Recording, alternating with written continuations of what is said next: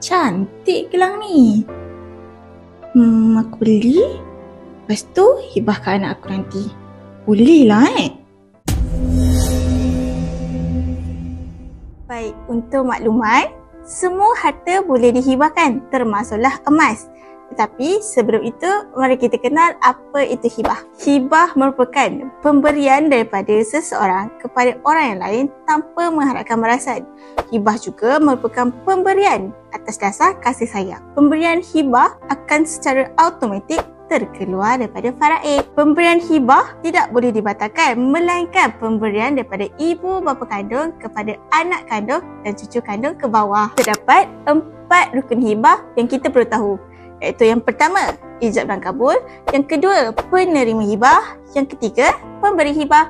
Dan keempat, harta yang dihibahkan. Terdapat beberapa harta yang perlu kita tahu sebelum memulakan dokumen hibah. Iaitu yang pertama, ada harta yang tidak boleh dihibahkan. Yang kedua, ada harta yang tidak digalakkan untuk dihibahkan.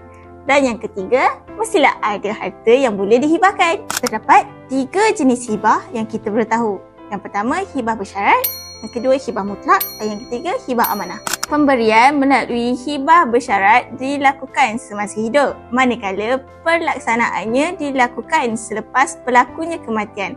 Manakala hibah mutlak, pemberian dilakukan semasa hidup, pelaksanaannya juga dilakukan semasa hidup. Yang kedua, hibah bersyarat hendaklah disertakan dengan milikan.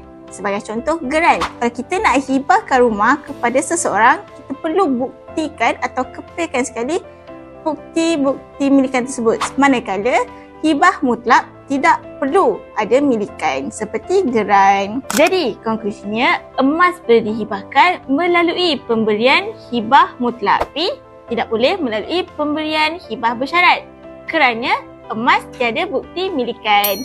Dapat sesuatu? Kongsikan!